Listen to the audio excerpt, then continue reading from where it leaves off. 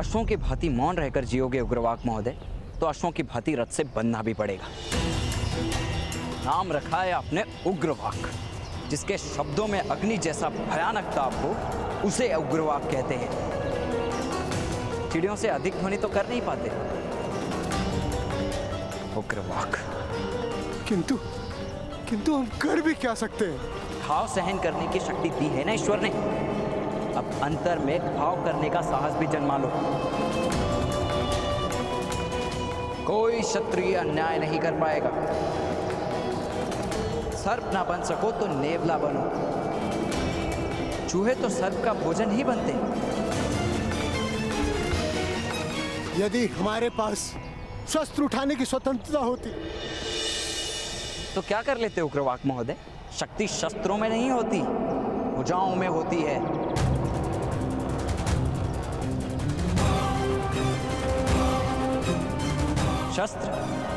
शस्त्रों की आवश्यकता पड़ती है युद्ध जीतने के लिए। सम्मान प्राप्त करने के लिए तो साहस ही पर्याप्त है।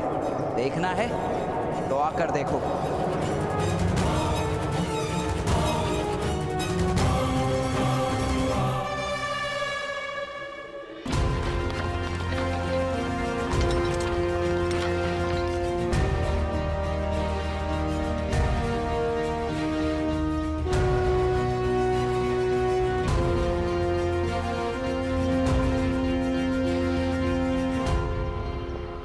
मैं परीक्षा हेतु सज्ज हूं महामहिम। परीक्षा आरंभ कीजिए गुरुदेव। सज्जनों, सारथी का कार्य होता है अपने रथी महारथी को अनेक विपदाओं से सुरक्षित उसके लक्ष्य तक पहुंचाना। इसीलिए इस परीक्षा में विभिन्न विपत्तियों का निर्माण किया गया है। इन विपत्तियों से सुरक्षित जो रथ को यहाँ ले आएगा वो प्रथम श्रेणी में उत्तीर्ण होगा। कर्णपुत्र, परीक्षा आरंभ करो।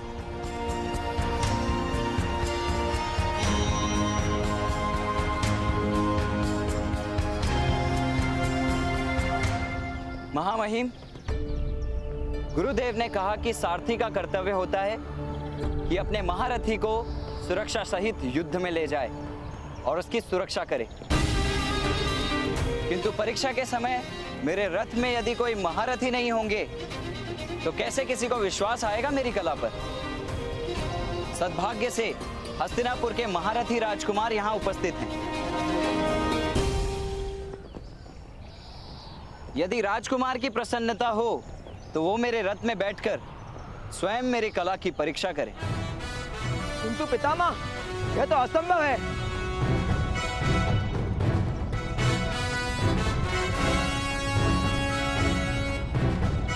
यदि राजकुमार में साहस ना हो तो मैं अकेला रथ चालन की परीक्षा दूंगा। दुशासन पुत्र, अगर तुम में साहस ना हो तो रहने दो। पधारिए राजकुमार, मेरा रथ आपकी प्रतीक्षा कर रहा है।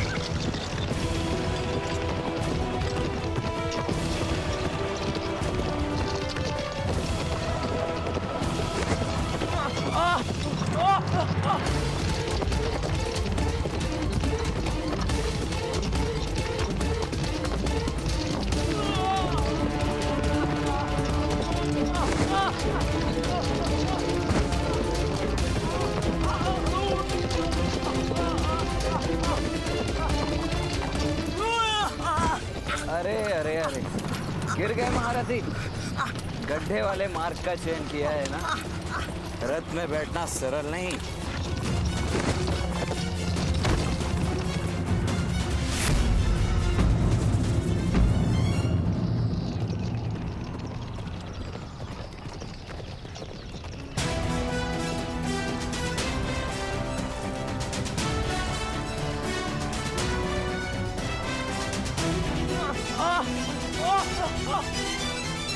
आज मैं आपका सारथी हूँ राजकुमार। आपको रथ में रखना मेरा कर्तव्य है।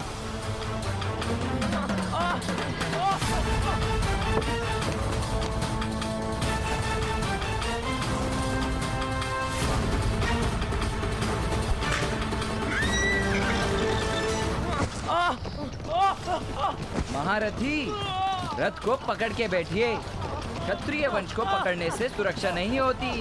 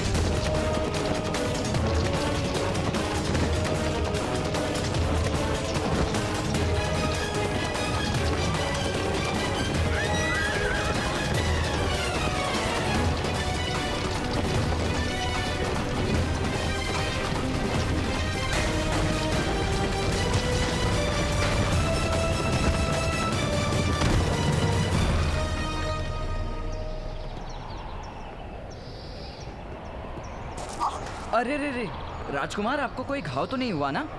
हम इस पत्थर को बंदी बनाकर दंड देंगे। आप पधारिए, आइए आइए आइए आइए।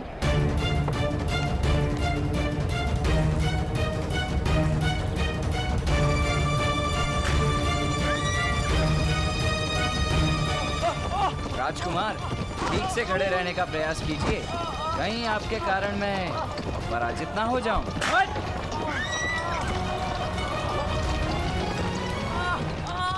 कठिन है ना इस रथ पर सवारी करना, क्योंकि अश्व इसे खींच रहे हैं, मनुष्य नहीं।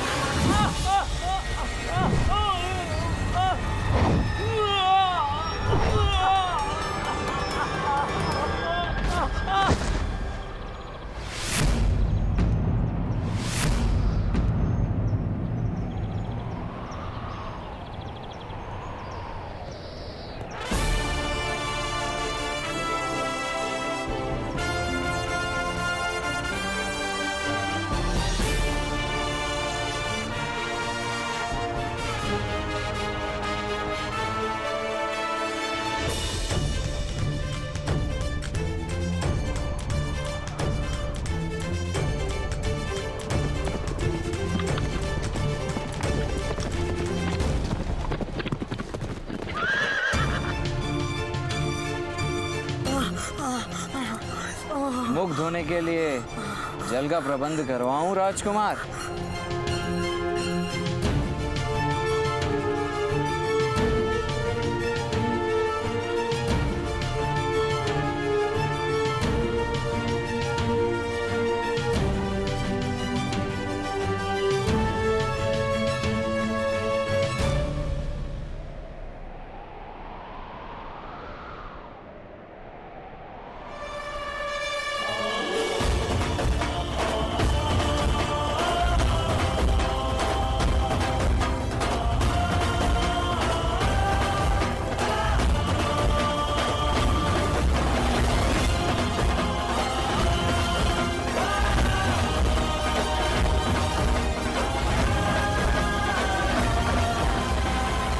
कितने गुण प्राप्त हुए महामहिम भीष्म?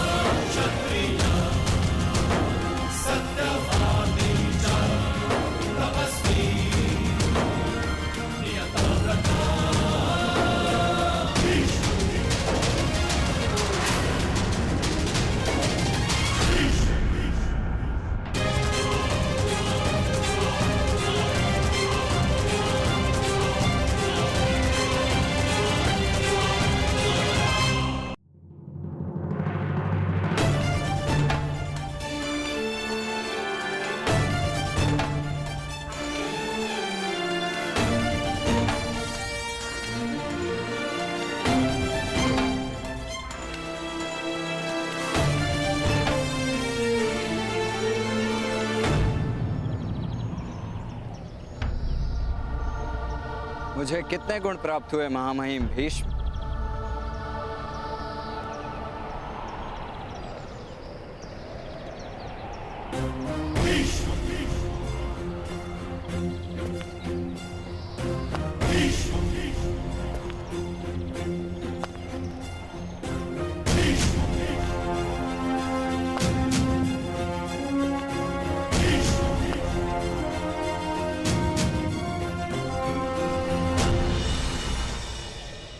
इसने योजना पूर्वक राजकुमार दुशासन का अपमान किया है महामहिम।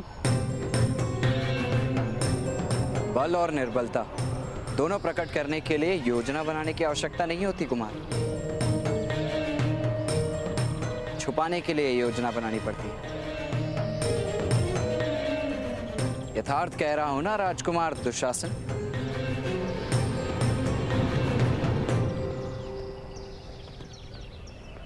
पितामह, इस दंड सूद को दंड दीजिए।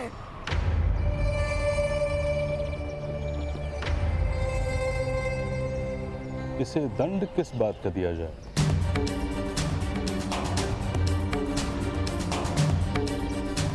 किस परंपरा का द्रोह, किस नियम का उल्लंघन किया है इसने वायुयान निर्मित किया है पितामह। आकाश में उड़ने का साहस किया है इसने। वायुयान के विषय में तो कोई परंपरा निश्चित नहीं, और जिस विषय में कोई परंपरा नहीं, कोई नियम नहीं, उस पर तो सभी का अधिकार है। वत्सकर, मैं तुम्हारे वायुयान से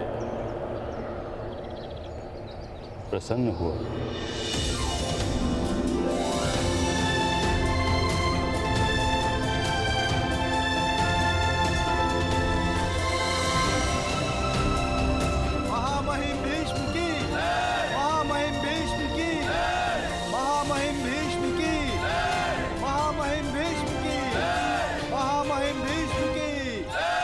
महामहिम भीष्म की, महामहिम भीष्म की।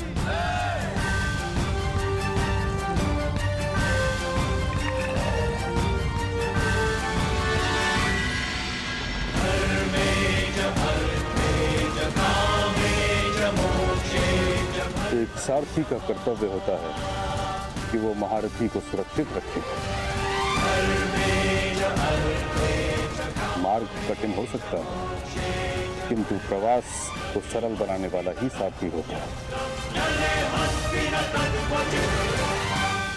तुम्हारी शिक्षा और दीक्षा व्यर्थ हो गई राधे।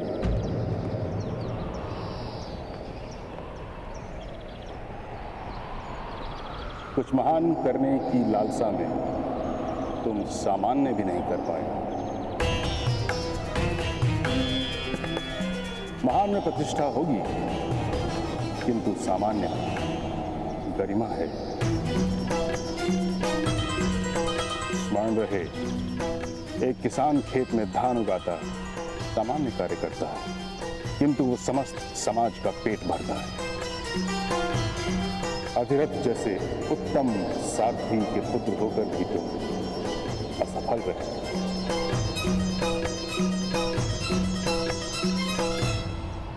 मुझे दुख के साथ कहना पड़ता है राधे कि मैं तुम्हें स्नातक घोषित नहीं कर सकता।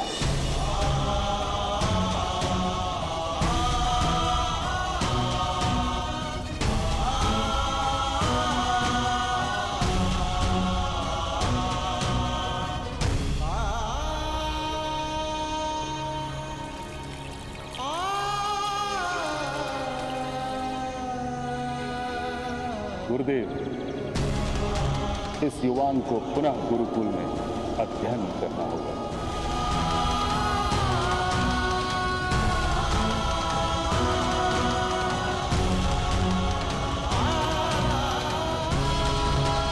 वो विद्या ही क्या जो प्रथम अभ्यास में प्राप्त ना हो, और वो विद्यार्थी ही क्या जो प्रथम अभ्यास में विद्या प्राप्त ना करे।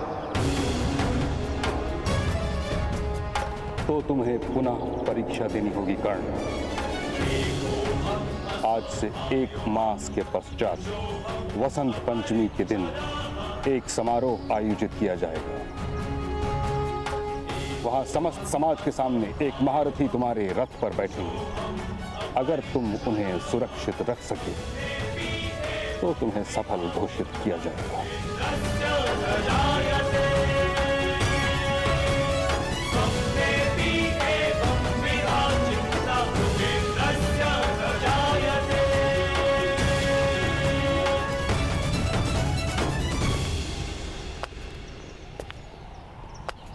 उस दिन मेरे रथ में बैठने का साहस क्या आप स्वयं कर पाएंगे महामहिम भीष्म?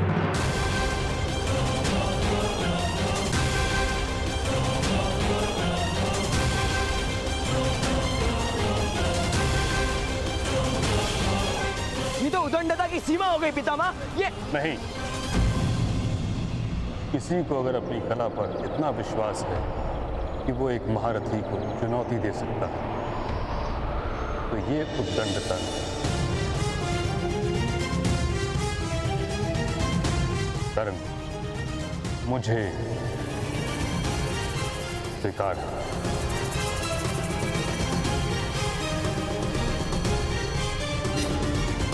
वसंत उत्सव के दिन मैं तुम्हारे रथ में प्रवास करूंगा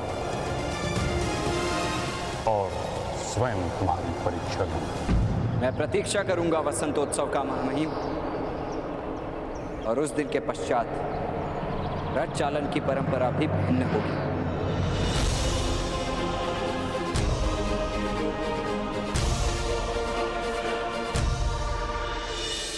प्रणिपात।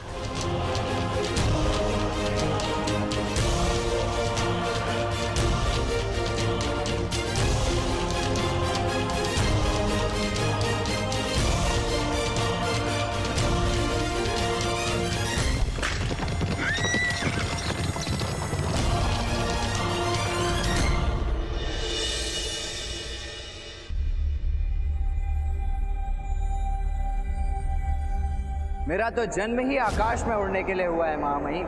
भूमि से बांधने का प्रयास तो आपने किया है। मेरे रथ चलाने की कला का अनुभव तो आपने बहुत वर्ष पूर्व ही कर लिया। यदि विस्मरण हो गया हो तो परीक्षा दे देता। वो विद्या ही क्या जो प्रथम अभ्यास में प्राप्त ना हो, और वो विद्यार्थी ही क्या जो प्रथम अभ्यास में विद्या प्राप्त ना करे। उस दिन मेरे रथ में बैठने का साहस क्या आप स्वयं कर पाएंगे महामहिम भीष्म? मैं प्रतीक्षा करूंगा वसंतोत्सव का महामहिम, और उस दिन के पश्चात रथ चालन की परंपरा भी भिन्न होगी। आज मैं अपने पुत्र के व्यवहार से लज्जित हूं महामहिम। अधिरथ, तुम्हारा पुत्र अग्नि की भांति प्रकाशित है। प्रकाश की ज्योत कभी जला भी देती है। वो लज्जा का कारण नहीं है दीपक के लिए। यदि दीपक की ज्योत घर को जला दे तो किसका दोष होता है महामहिम? ना घर का ना ज्योत का, दोष दीपक का है। पुत्र की उदंडता पिता का अपराध है। उचित कह रहे हो, किंतु तुम्हारे प्रयत्नों में कोई कमी तो नहीं? मैं क्या करूं महामहिम? दिशा शून्य हूं। कर्ण को शांत कैसे रखूं? संतोष हृदय का गुण होता है, परिस्थितियों का परिणाम नहीं। प्रत्येक मनुष्य स्वयं को संतोष सिखा सकता है। यदि मन असंतोष हो तो परिस्थितियां अन्यायी प्रतीत होती हैं। इसी कारण यह आवश्यक है कि तुम अपने पुत्र को संतोष का पाठ सिखाओ। ये मार्ग है उसके लिए। और कोई दूसरा मार्ग? यदि तुम्हारे पुत्र को असंतोष पर कोई अंकुश नहीं तो अधिरथ तुम्हें उसका त्याग करना होगा।